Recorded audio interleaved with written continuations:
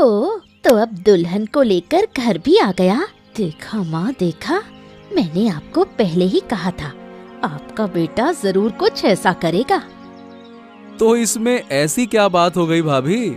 मैंने तो पहले ही कहा था कि मैं शादी तो करना चाहता हूँ, और वो भी अपनी पसंद की लड़की से, और ये रही मेरी पसंद, देखिए। लेकिन ये तो हम नहीं जानते कि तुम कैसी लड़की पकड़ कर लाए हो। लड़की की जात पात खानदान कुछ तो देखना होता है ना। बुरा मत मानिए भाभी, मेरी जात पात की चिंता आपको करने की जरूरत नहीं है।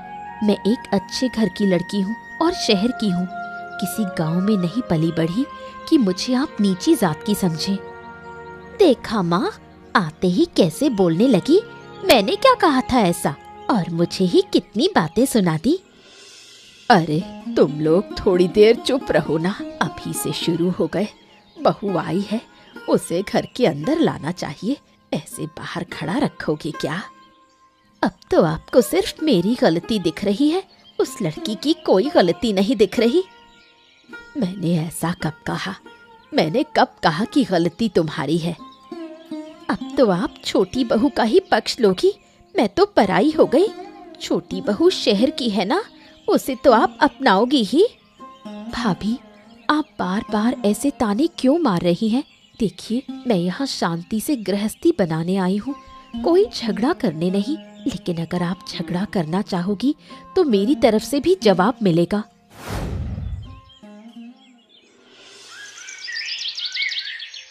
ओहो, तुमने काम बिल्कुल ठीक नहीं किया आराध्या। अरे भाई, भाभी से ऐसे बात करने की क्या जरूरत थी? वो अब तुम्हारे बारे में क्या सोचेंगी, सोचो। देखो कैलाश, तुम अच्छी तरह जानते हो कि मैं शहर की लड़की हूँ। कौन क्या कहता है मैं उस पर ध्यान नहीं देती। जहाँ जरूरत हो वहाँ जवाब देना जानती हूँ। अरे लेकिन घर वालों के साथ ऐसा नहीं होना चाहिए ना। घर वाले हैं, ये अपने हैं, और ये मत भूलो भाभी तुमसे बड़ी हैं, ये भी तो समझो। अगर बड़े लोग छोटे को स्नेह नहीं दे सकते तो छोटे उन्हें सम्मान क्यों देंगे? मैं ऐसी नहीं हूँ। अगर कोई मुझे प्यार करेगा तो मैं भी करूँगी। ओहो, ये बताओ, क्या तुम्हें नहीं लगता कि ये थोड़ी ज्यादा बात हो गई? ज्यादा बात? नई बहू घर के दरवाजे पर खड़ी है और उसी वक्त उसे ताने मारे जा रहे हैं, तब तुम्हें ज्यादा बात नहीं लगी? ओहो, देखो आराध्या, मैं तुमसे प्यार करता हूँ। हमने लव मैरिज की है, लव मैरिज, वो भी बिना किसी को बताए, सबसे छुपा के, और एकदम से तुम्हें ऐसे घर में लेकर आया हूँ। तो ये बातें होना तो स्वाभाविक है ना, ऐसा तो होगा ही होगा। नहीं, स्वाभाविक नहीं है। चाहे जो हो, मैं अब इस घर की बहू हूँ और मुझे घर में प्रवेश करते ही अपमानित करना बिल्कुल सही नहीं। अगर तुम्हें अपनी भाभी के लिए इतना ही दर्द है तो जाकर तुम ही उनसे माफी मांग लो। माफी? माफी भला मैं क्यों मांगू? माफी तो तुम्हें मांगनी चाहिए, क्योंकि तुमने ही भाभी से बदतमीजी की है। गजब बात करती हो तुम। मैं माफी नहीं मांगूंगी, ये मेरी आखिरी बात है। तुम मुझे जानते हो। ठीक है, मत मांगो माफी। लेकिन अगर एक घर में रहना है जहां पे सब लोग संयुक्त परिवार की तरह रहते हैं, तो थोड़ा हिम्मत, थोड़ा सब्र करना पड़ता है, पेशेंस रखना पड़ता है, समझो।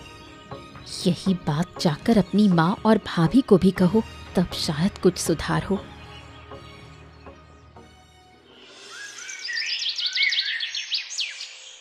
सुनो बहुओं, मैंने तुम्हें जरूरी काम के लिए बुलाया है। नई बहू घर आई है तो कुछ रस्में निभानी होती हैं। आपकी ये नई बहू, क्या वो रस्में निभाएगी? मुझे तो शक है। आप बताइए माँ, कौन सी रस्में निभानी है? अगर मुझसे होंगी तो जरूर करूंगी।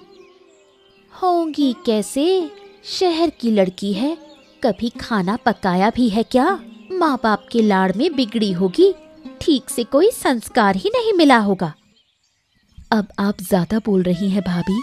मैं यहाँ आई हूँ तो मेरे माँ बाप को बीच में क्यों ला रही हैं? उन्होंने मुझे क्या सिखाया है मैं भली भांति जानती हूँ। हाँ, दिख ही रहा है, बड़ों से बहस करना, बड़ों का अपमान करना, यही सीखा है ना? मैं इन बातों पर बहस नहीं करना चाहती।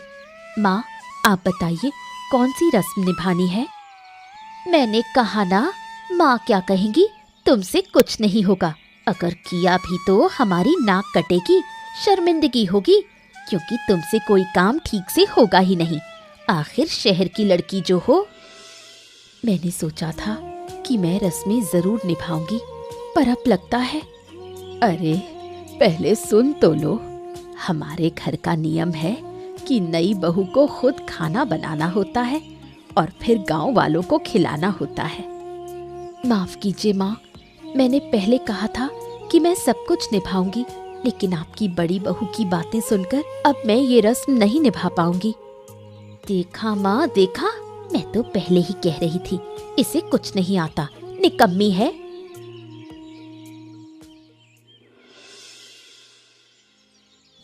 अरे आ गई नवाब की बेटी। सुबह सुबह उठने में इतनी देर करेगी तो घर का कामकाज कब करेगी? आपने सही कहा भाभी, मैं नवाब की बेटी हूँ, इसलिए देर से उठी। हमें जल्दी उठने की आदत नहीं होती।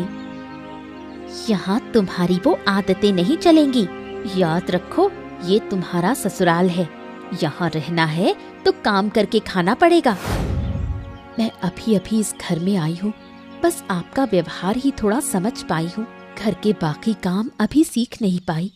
पहले थोड़ा वक्त दीजिए, फिर मैं भी हाथ बटाऊंगी। तुमने मुझे अपमानित किया। अपमान? वो भी आपका? मुझे तो नहीं लगता कि आपको अपमान का एहसास होता है। अगर होता तो आप दूसरों को अपमानित नहीं करती। मुझसे चालाकी? ये चालाकी तेरी तुरंत निकाल दूंगी। ठीक है, कोई बात नहीं, अब मुझे नाश्ता दीजिए, बहुत भूख लगी है। समझ नहीं आया, क्या मैं इस घर की नौकरानी हूँ जो सबके लिए खाना बनाऊंगी? घर में बहू तो मैं अकेली नहीं हूँ। सोचिए भाभी, आप कहती हैं कि आप अकेली बहू नहीं हैं, फिर भी सारा काम आपको ही करना पड़ता है, क्योंकि आप मुझे इस घर की बहू मानती ही नहीं। अगर मैं बहू नहीं हूँ तो सारा काम तो आपको ही करना होगा। शहर की लड़की है, मुंह से बस बोलती ही रहती है, जैसे मकई भुनने की आवाज हो। बिल्कुल सही कहा आपने, इसलिए मैं आपको पहले से सावधान कर रही हूँ। मुझसे बात सोच समझ कर कीजिए, हर बात मैं बर्दाश्त नहीं करूँगी।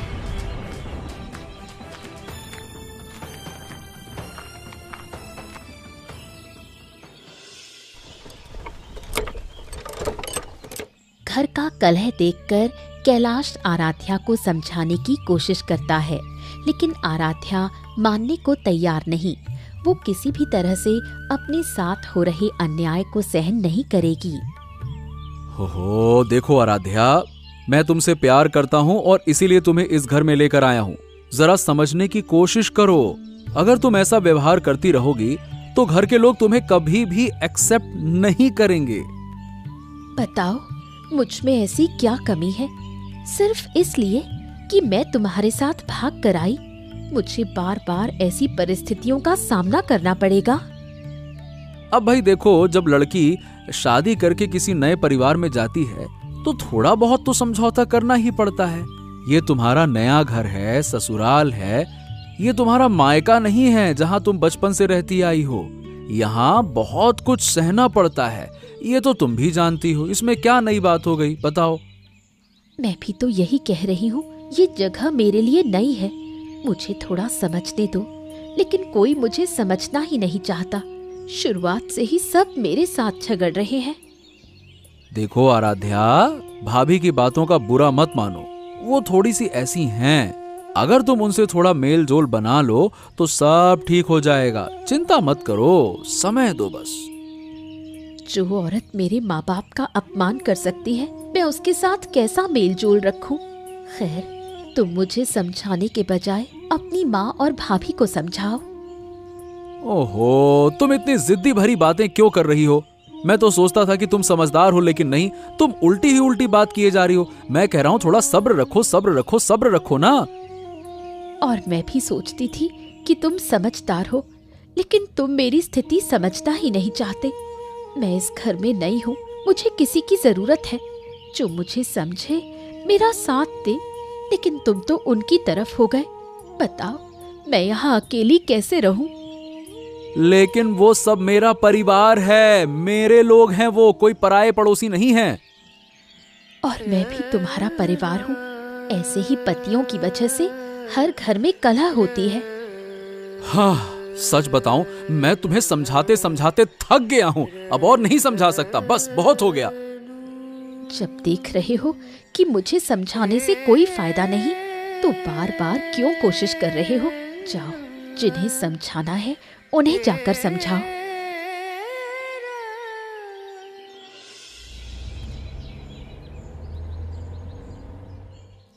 देवाशीष बुढ़िया के दूर के रिश्तेदार हैं। बड़े बेटे की शादी में उन्हें बुलाया नहीं गया था, इसलिए अब छोटे बेटे की शादी में बुलाया गया है। तो तुम कह रहे हो कि तुम्हें गांव जरूर जाना है। इन हालात में तुम गांव जाने की सोच भी कैसे सकते हो? अब देखो, जो होना था सो तो हो गया। मैं उसे बदल तो नहीं सकता और ना ही उसे रोक सकता हूँ। तुम इतनी आसानी से सब भूल जाओगे, ये मैंने कभी सोचा भी नहीं था। मेरा दिल तो फट रहा है। अगर तुम्हें दुख है तो तुम शोक मनाओ। मैं इन बातों में नहीं पड़ना चाहता। मुझे तो गांव जाना ही है। जब उन्होंने बड़े बेटे की शादी में बुलाया ही नहीं, तो अब तुम कैसे जा रहे हो? सुनो, मुझे भी बुरा लगा था, लेकिन अब उन्होंने माफी मांग ली है और छोटे बेटे की शादी में बुलाया है। अगर अब भी ना जाऊं तो लोगों के सामने क्या मुंह दिखाऊंगा, बताओ? ठीक है, अब क्या किया जा सकता है? कैसी अजीब स्थिति में शादी हो रही है। खैर, तुम जाकर मिलाओ और जल्दी लौट आना। मैं भी यही सोच रहा हूँ, लेकिन खाली हाथ जाऊंगा क्या? शादी में जा रहा हूँ तो नई बहू के लिए कोई तो तोहफा लेकर जाना पड़ेगा ना। खाली हाथ अच्छा थोड़ी लगता है। ऐसा करो, हमने अपनी बेटी के लिए जो सामान रखा था उसी में से कुछ दे दो। अब तो वो हमारे किसी काम का नहीं रहा। हाँ, सही कहा तुमने। वैसे भी अब कुछ नया खरीदने का मन है नहीं। ठीक है, तो मैं निकाल देती हूँ। कब निकलोगे? शाम को? हाँ भाग्यवान, दोपहर में ही निकलना होगा। शाम को चलूंगा तो पहुंचते पहुंचते रात हो जाएगी।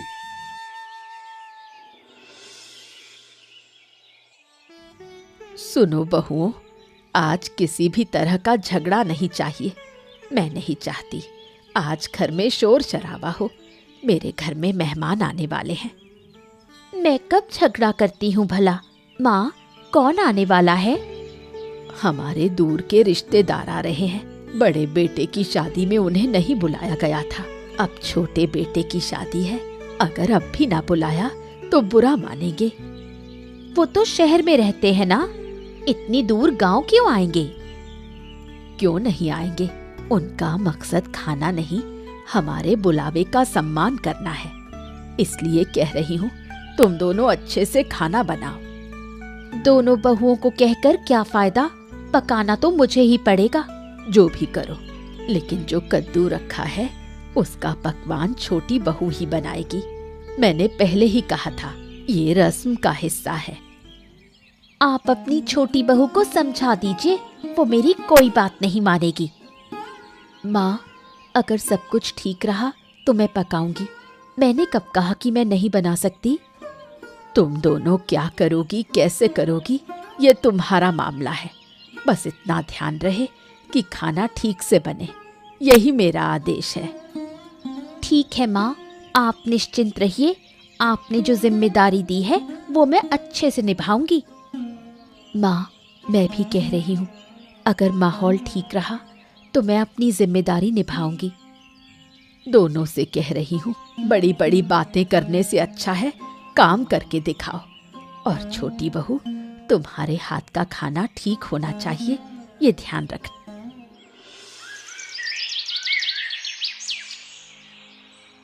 आरती और आराध्या झगड़ती हैं। कोई भी खाना नहीं बनाता। देवाशीष बाबू के घर आने पर उन्हें ढंग से खाना नहीं परोसा जाता। बड़ी बहू, खाने की क्या व्यवस्था है? जल्दी से खाना लाओ। वो इंसान शहर से कब का निकला होगा, निश्चय ही भूखा होगा। खाना कैसे दूं माँ? खाना तो बनाया ही नहीं। आपने कहा था कि खाना बनाना, लेकिन घर में कुछ नहीं बना। आज सबको उपवास रखना होगा। उपवास रखने का मतलब? मैंने तुम दोनों बहुओं से कहा था कि अच्छा सा खाना बने। तुम लोगों ने ये क्या कर दिया? खाना क्यों नहीं बनाया? कैसे बना पाती माँ? जो जिम्मेदारी छोटी बहू को दी गई थी उसने वो निभाई ही नहीं। उसने नहीं निभाई, ये बात मैं समझ रही हूँ, पर तुम्हें क्या हुआ? तुम्हें जो जिम्मेदारी दी गई थी तुमने वो क्यों नहीं निभाई? मैंने सोचा मेरा खाना बनाना इतना जरूरी नहीं जितना छोटी बहू का बनाना जरूरी है, क्योंकि छोटी बहू का खाना ही तो लोगों को खिलाया जाएगा। इस छोटी बहू के कारण तो मेरी नाक कट जाएगी। ये किसी भी तरह सहा नहीं जाएगा। मैं आज उस लड़की को घर से निकाल दूंगी। मैं तो यही कहती हूँ, ये लड़की किसी काम की नहीं, पहले दिन से ही परेशानी खड़ी कर रही है। अब देख लो। चलो, उस लड़की को अब इस घर में रखा नहीं जा सकता। अब मैं इस मेहमान के सामने क्या कहूँगी? वो शहर से आया है। सब कुछ उस छोटी बहू की गलती है। मैं खाना बनाने गई थी पर मुझे खाना बनाने ही नहीं दिया गया। अब आप उसे अभी घर से निकाल दीजिए। चलो, अभी चलो।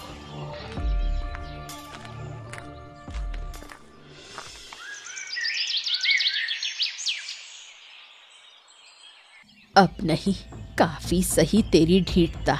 सोचा था लड़का शादी करके घर ले आया है, मैं मान लूंगी, पर तुमने वैसा होने ही नहीं दिया। इसमें मेरी क्या गलती माँ? बड़ी बहू की वजह से तो मैं खाना बना ही नहीं पाई। उन्होंने मुझे अपमानित किया, कहा उस बांस की रसोई में खाना बनाना पड़ेगा। ये कहकर उसने मुझे नीचा दिखाया। बांस की रसोई में खाना बनाना क्या इतनी बड़ी बात है? गांव में तो ये रोज होता है। गांव में तुम्हारे जैसे मकान घर नहीं है। तो ये बात अच्छे से बताई जा सकती थी, है ना? पर बड़ी बहू ने मेरे साथ झगड़ा किया। देखा माँ, देखा, अब सारा दोष मेरा हो गया। ये लड़की खुद कहती थी कि वो ऐसे घर में नहीं पका सकती, और अब मेरी गलती बन गई। मैं इन झगड़ों को और सहन नहीं कर सकती। छोटी बहू, मैं नहीं चाहती तुम इस घर में रहो। तुम अभी इस घर से निकल जाओ। निकल जाऊं? मैं इस घर की नई बहू हूँ। आप लोग नई बहू को इस तरह कैसे निकाल सकते हैं? मैं इस घर की मालकिन हूँ। मैं किसे घर में रखूं या निकालूं, ये बिल्कुल मेरा अधिकार है। इसे निकाल दीजिए माँ, निकाल दीजिए। अब उस शहर के मेहमान के सामने इसकी वजह से अपमानित होंगी। छी छी छी, जो कभी नहीं हुआ अब हो रहा है। उस आदमी को अब मैं क्या मुंह दिखाऊं? चलो, निकलो यहाँ से। तुम्हें अभी घर से निकलना होगा। आप लोग ऐसे मुझे घर से नहीं निकाल सकते। आप क्यों नहीं समझती माँ? मेरी यहाँ कोई गलती नहीं है। मैं तेरे मुंह से एक शब्द भी नहीं सुनना चाहती। चलो, निकलो यहाँ से। यहाँ क्या हो रहा है? असल में आराध्या देवाशीष की बेटी है। आराध्या का इस घर में छुपकर आना देवाशीष को इस बात का पता नहीं था। दूसरी ओर आराध्या भी नहीं जानती थी कि इन दोनों परिवारों में रिश्ता है। मैं सच में नहीं जानता था कि मेरी बेटी भागकर इसी घर में आ गई है और यहाँ पर मुझे भोज दिया जा रहा है। मुझे माफ कर दो पापा, मैं आप लोगों को दुख पहुंचाकर भागकर आ गई। अरे, अगर मैं जानता बेटा कि तुम इस घर में आओगी तो मैं कभी भी तुम दोनों के रिश्ते पर रोक नहीं लगाता। पर ये मैं स्वीकार नहीं कर सकता कि मेरी शहर में पली बढ़ी बेटी किसी गरीब गांव के लड़के से शादी कर रही है। हमें भी ये सब कुछ पता नहीं था। अगर पता होता। तुम थोड़ी चुप करो दीदी, यहाँ मैं मेरी बेटी से बात कर रहा हूँ।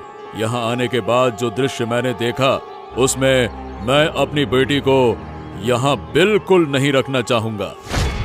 आप ये क्या कह रहे हैं? ये तो सिर्फ एक गलत फहमी है। गलत फहमी? किस चीज को आप गलत फहमी कह रहे हैं? मेरी बेटी कल ही इस घर की बहू बनी है और आज ही आप लोग उस पर अन्याय कर रहे हैं और उसे घर से निकालना चाहते हैं। क्या ये कोई गलत फहमी है क्या?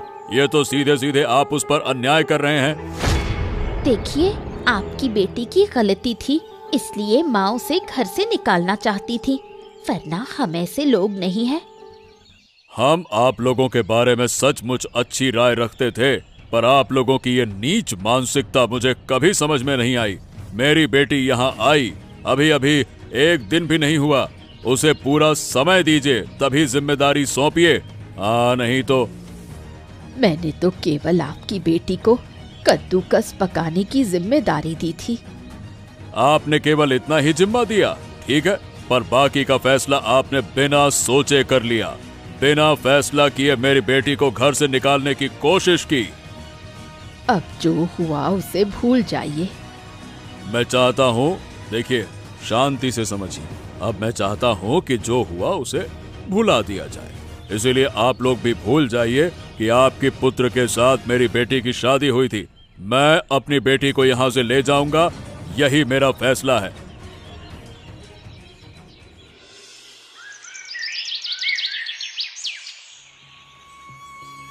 आराध्या, ये मैं क्या सुन रहा हूँ? तुम ये घर छोड़ के जा रही हो? ये तुम क्या कह रही हो आराध्या? मैं घर छोड़कर चली जाऊंगी। तुम्हें लगता है कि तुम्हें मेरी कोई फिक्र है? क्या बात करती हो? चिंता कैसे नहीं होगी? मैंने तुमसे प्यार करके विवाह किया है, अब तुम इस घर को छोड़ के चली जाओगी? ये तुम कैसे जा सकती हो? मैं घर छोड़कर चली जाऊंगी, इससे तुम्हें दुख हो रहा है, पर तुम्हारी भाभी और माँ ने मुझे घर से बाहर निकाला, इससे तुम्हें दुख नहीं हुआ? देखो, मैं उनकी बातें नहीं जानता था। अगर पता होता तो मैं बिल्कुल उनका विरोध करता ना। इतने मौके बीत गए पर तुमने कभी विरोध नहीं किया। तुमने तब विरोध नहीं किया, अब किस बात का विरोध करोगे? मैं तो तुमसे विवाह करके अपने आप को ठगा सा महसूस कर रही हूँ। अगर मैंने अपने पिता की बात मानी होती तो कभी इस स्थिति का सामना नहीं करना पड़ता। ऐसा मत कहो आराध्या, मैं तुमसे सचमुच प्यार करता हूँ। मैं तुम्हारे बिना नहीं रह पाऊंगा, तुम समझो ना। ये तुम्हारा प्यार, ये प्रेम सिर्फ एक दिखावा है। अगर सच में किसी से प्रेम करते हो तो उसका साथ भी देना चाहिए। तुम ये भूल गए। अरे देखो, मुझसे गलती हो गई, मुझे माफ कर दो। हो जाता है कभी कभी शुरू में, पर ऐसे मुझे छोड़कर तो मत जाओ। मैं तुम्हारे बिना नहीं रह पाऊंगा, समझो ना आराध्या। और अगर मैं इस घर में रही तो मैं जीवित नहीं रह पाऊंगी। तुम खुद नहीं जानते कि मुझे किस किस अपमान को हर रोज सहना होता है। सोचा था तुमसे प्यार करके सुखी रहूंगी, पर जो कुछ दिख रहा है वो बिल्कुल उल्टा है। देखो, मेरे द्वारा ऐसा काम कभी नहीं किया गया होगा। मैं हमेशा तुम्हारे ही पक्ष में खड़ा रहूंगा, विरोध करूंगा जो तुम्हें कुछ कहेगा। तुम मेरे बात पर विश्वास तो करो।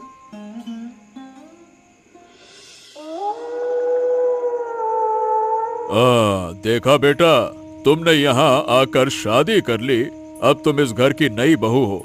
ये किसी भी तरह नकारा नहीं जा सकता। आप मुझे यहाँ से ले जाने की बात कर रहे थे और अब आप ये क्या कह रहे हैं? मैंने बहुत बड़ी भूल की जो इस घर की बहू बनकर आई। मैं तुम्हें लेकर जाऊंगा, ये सत्य है, पर तुम यहाँ आई हो, तुम्हें ये साबित करना होगा कि तुम इस घर के योग्य हो। ये मेरी गलती थी। मैं कुछ साबित नहीं करना चाहती पिताजी। जो लोग समझते ही नहीं उन्हें समझाना मुश्किल है। पर तुम तो हमेशा दूसरों को जवाब देना पसंद करती हो। तुम्हारे खिलाफ इतनी बड़ी शिकायत आई है, क्या तुम वो शिकायत चुपचाप सह लोगी? तो अब आप मुझसे क्या कहना चाहते हैं पिताजी? क्या मुझे इसी घर में रहना होगा? बिल्कुल नहीं। उन्होंने कहा था तुम खाना बनाना सीखो। तुमने खाना नहीं बनाया। उन्होंने कहा कि तुम खाना बनाना जानती ही नहीं, तो हमने तुम्हें सिखाया ही नहीं। तुम्हें खाना बनाना होगा, बनाकर दिखाना होगा कि तुम कर सकती हो। तुम्हारे माता पिता ने तुम्हें अच्छी शिक्षा दी है। ये आप बिल्कुल ठीक कह रहे हैं पिताजी। उन्होंने आपको और माँ को बहुत अपमानित किया। मुझे माफ कर दीजिए, मेरे कारण आपको इतना अपमान सहना पड़ा। तो तुम एक काम करो, इस अपमान का उचित जवाब दो। तुम कल वही कद्दू की सब्जी बनाओगी, वो मैं खाऊंगा। ठीक है पिताजी, मैं सही जवाब देकर ही आपके साथ यहाँ से जाऊंगी। मैं साबित कर दूंगी कि मेरे माता पिता बुरे नहीं हैं, या फिर कि मुझ में कोई गुण नहीं है। और ऐसी बनाना कि सबकी बोलती बंद हो जाए। ठीक है बेटा?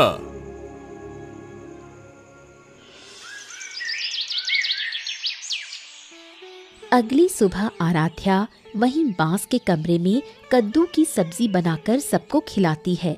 देवाशीष सहित उस भोजन की प्रशंसा करते हैं।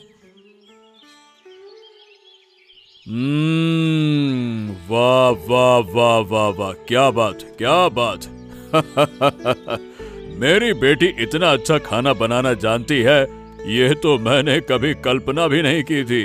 अब क्या कहोगी दीदी, मेरी बेटी में क्या कोई गुण की कमी है क्या, या फिर हम गलत हैं? क्या हमने अपनी बेटी को अच्छी तरह पढ़ाया ही नहीं, या फिर कुछ सिखाया नहीं? अब बोलो, अब बोलो।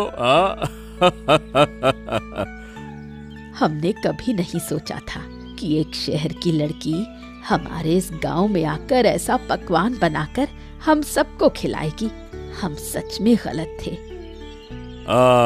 क्या कहोगी अब? तुम तो बड़ी बड़ी बातें कहती थी ना, मेरी बेटी कुछ नहीं कर सकती, मेरी बेटी इस बांस की रसोई में खाना नहीं बना सकती, इसीलिए तुम लोग मेरी बेटी को घर से निकालना चाह रहे थे। अब बोलो, अब बताओ, बोलो।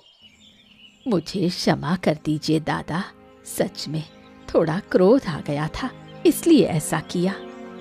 देखिए, आप इस घर की सबसे बुजुर्ग महिला हैं, और यदि आप क्रोध करके ऐसे काम करें तो घर का क्या हाल होगा। मैंने कभी कल्पना भी नहीं की थी कि मेरी वो भागी हुई बेटी मुझे यहाँ इस अत्याचार के बीच में दिखाई देगी।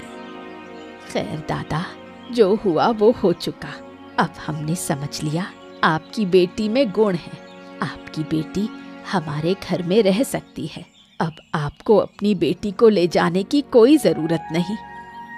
सुनिए, मैंने अपनी इकलौती बेटी को जिस तरह से बड़ा किया है ना, वो आप कभी कल्पना भी नहीं कर पाएंगी। मेरी बेटी कभी ग्लास में पानी लेकर भी नहीं बैठती थी, एकदम राजकुमारी की तरह पाला है। और आप सोचते हैं कि मैं अपनी बेटी को इस अन्याय के बीच में छोड़ दूंगा? कभी नहीं, हरगिज नहीं। सुनिए दादा, जो हुआ वो केवल एक गलत फहमी थी। हम आपको वचन देते हैं, फिर कभी ऐसा गलत काम कभी नहीं होगा। एक पिता के रूप में मैं ये सहन नहीं कर सकता।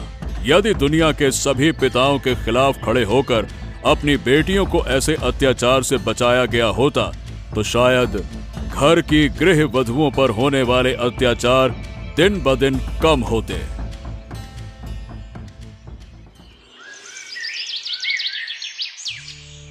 आखिरकार कैलाश समेत कैलाश के घर के सभी लोग अपनी गलती समझ जाते हैं।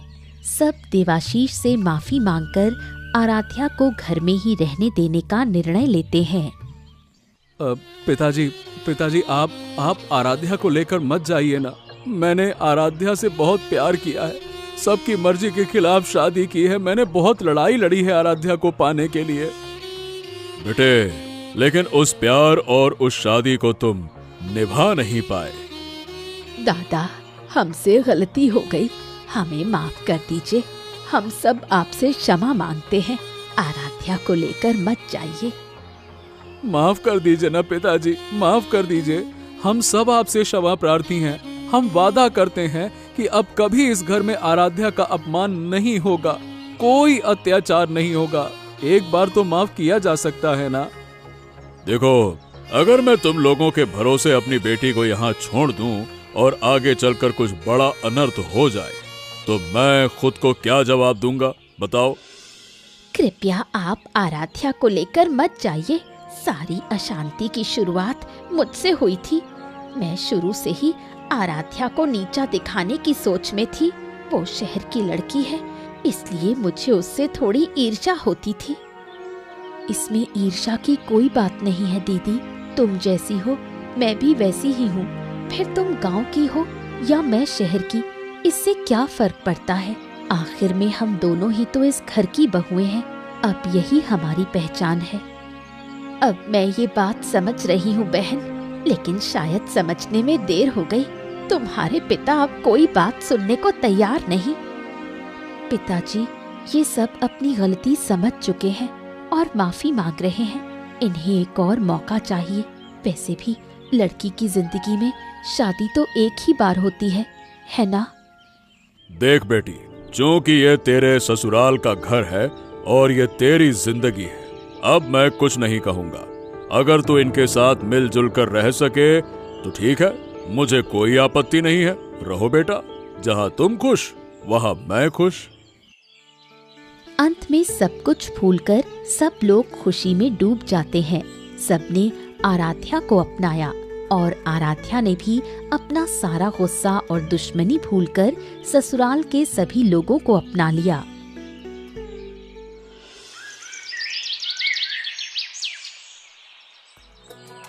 अच्छा हुआ कि मैं यहाँ पर आया, नहीं तो पता ही नहीं चलता कि मेरी बेटी के भाग्य में आगे क्या लिखा था। बिल्कुल सही कहा आपने दादा। आप आए तभी तो हमें बहू की असली पहचान पता चली और हमारे रिश्तों में भी गहराई आई। बड़े बेटे की शादी में आपने निमंत्रण नहीं दिया था, कोई बात नहीं। अब छोटे बेटे को मैंने अपने घर का दामाद बना लिया है। अब तो किसी निमंत्रण का इंतजार नहीं रहेगा, जब चाहे हमारे घर आ सकते हैं। बस यही तो हम चाहते थे। आखिर हमें सब कुछ मिल ही गया।